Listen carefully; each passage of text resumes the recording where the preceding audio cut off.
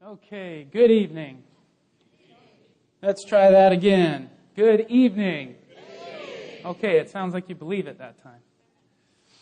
Okay, so we have gotten through lesson 1, 2, 3, and we're about to get through 4 here. I think today is probably going to be the lesson that a lot of you probably wanted to hear the first day, but I didn't go there because it just wasn't time yet. Today is Prepared and Dangerous, which is the meal planning lesson. Many of you are probably like, yay, finally I get the diet. Now I can go home and do what they tell me to do and see if I can follow it and lose weight or whatever your goals are. I want to make sure that I emphasize this for you in the very, very beginning. Lesson 4 is about building a template, and it's not going to happen overnight. It is about building a food methodology in your life, a method that you use to help you achieve whatever goals that you have. Okay, so that's going to differ between each and every family here and each and every individual. You all have varying different goals, and you all have various different reasons for eating certain ways. But today, you're going to learn a lot of the different strategies and tips that over the past decade I've used in both clinical practice as well as I've seen other clinicians and other practitioners use with people in all kinds of different circumstances. And before I get into it, one thing I want to make sure that you realize as well is that when it comes to meal planning, we get a lot of questions about, well, I have this problem, what should I do? I have diabetes, what should I eat? Or I have had a heart attack or something like that, what should I eat? And the interesting thing about it is everyone can pretty much eat the same for whatever desired health outcome you have, because returning your body to health and providing your body with nutrients and resources is pretty straight line. There is not a whole lot of things that I would do differently than someone who has diabetes needs to do to heal diabetes. Does that make sense? So I eat a certain way so I don't get diabetes. Someone who has diabetes can just eat like I do normally, and they will get rid of diabetes. It's just that easy. So this entire lesson is going to help you go step by step through that meal planning process. So let's get going here. Okay. I wanted to start out with the whole food strategies to improve your health and vibrancy. So this is going to be the very beginning of kind of the tip of the iceberg. The first thing that I wanted to touch base on is the concept of it's not what you eat, it's what you digest that makes you strong. Okay? I want you guys to make sure and really focus on the fact that your digestion of not only this information, but of the food that you're going to eat as you begin to plan, it's the assimilation of that food that's going to get you where you want to be. And not all of you are going to experience immediate benefit from changing the way that you eat, because it's going to take a little bit of time for your body to catch up. Okay?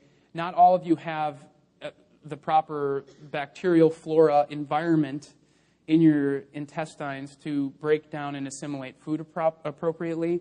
Some of you have some stuff that's backed up in there, and that as you change your eating habits, you will begin to clear out, cleanse out, and then you'll begin to digest food appropriately. So don't think that if I'm going to make some changes, I'm going to see stuff immediately happen. For most of you, you actually will. But if it's coming on a little slow, it's not because it's not working, okay? This stuff works. There's no way it can't. It's the only way the body can work is to feed it appropriately.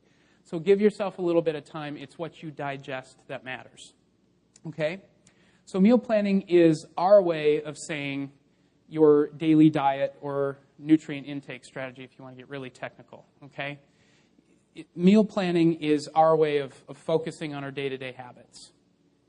Health is the key to experiencing life to its greatest and fullest capacity, and that's what we're going to explore today is the strategies of how we use meal planning as a tool to obtain health, to get to the maximum areas and levels of health in our life, okay?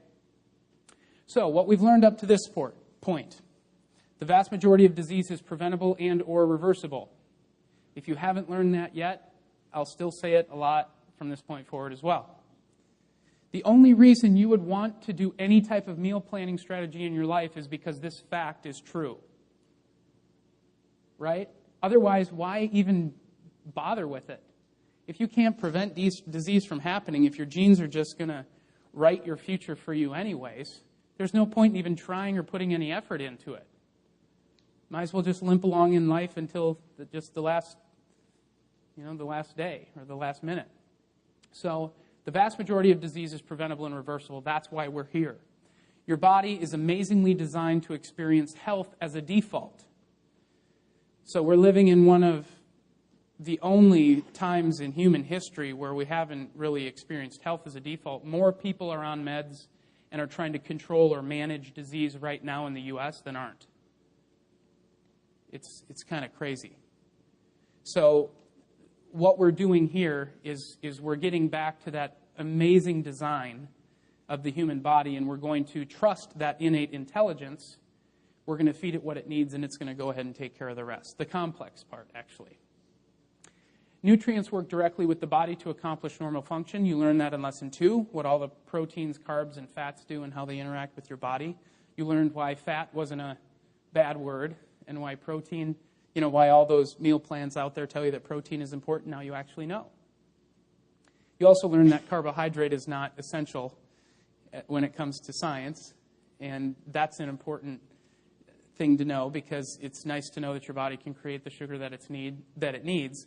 And know this, that if you have been taking in high levels of carbs for a long, long time, it will take your body some time to catch up to the speed that it needs to as far as producing its own sugars. Okay? You're not going to go from eating a lot of carbs one day and then cutting your carbs out the next day and you're going to feel great. No, you're going to feel pretty terrible. So it's better to do it in a slower process and give your body the time to adjust. Just in case you didn't know, this is something that might be of interest to you. The more carbohydrates you eat, the more sugars in your system, the more receptors on your cells look for sugar. Your body actually your cells put more sugar receptors on the outside so that they can identify sugar quicker because there's so much of it around to respond. So when you start getting back to normal and you reduce your carbohydrate content, your body will actually reduce the number of receptors for sugar, glucose receptors, on the cell wall, actually outside of the cell. So that's a nice thing. When those go away, you have less cravings. So when a lack of nutrients and tools occurs, we experience symptoms. Okay, the only reason that you experience health problems in your life, or the reasons that you experience symptoms in your life, is because you have a lack of nutrients or tools. Your body is unable to do what it needs to do normally because you haven't given it enough. Okay, you don't just get sick by accident. It's usually something that you had a hand in.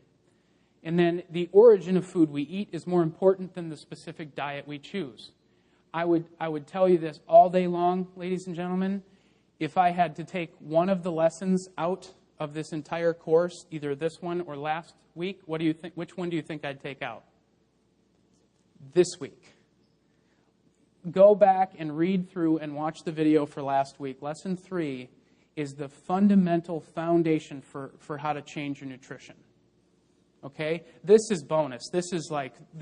We get into a lot of really detailed tips and things like that this lesson, which I'm sure you'll love. But if I were to take one away, it'd be this one. I'd say lesson 3 was more important. But you're going to get a lot of the further stuff this time. So let's get going. Okay, meal planning is the deliberate action of planning and designing your nutrition intake to match the specific and general health and life goals that you have. Okay? That means you're putting a plan together to accomplish the goals that you have. If you have not written down what your health goals are, how are you going to build a plan? What's your plan going to look like? Where is it trying to take you? If you don't have a goal in mind, there's no way that you can build a meal planning strategy. So make sure that you have your goals, and we'll give you a second to do that in a little bit. Okay, so this does include when, where, and what you choose to eat, all of it. So, what I'd like you to do now is identify some health and life goals that you have right now. Do you remember me asking you this like twice already? To write these down? I want you to do it again. Because I want to see, first of all, I want to see if you've done it at all. And if you haven't, hopefully the third time you get it done. Or secondly, to see if it's at all changed. Maybe something's added since you started this course. Maybe you've identified some things that you want to change that you didn't realize you wanted to in the beginning. So identify some health and life goals that you have right now. For some of you, this might be weight control. It might be body fat reduction, lower blood pressure. Some of you might want to get rid of allergies. Some of you might not want to fall asleep when you're in a short course like this. More energy. Just write some of those down.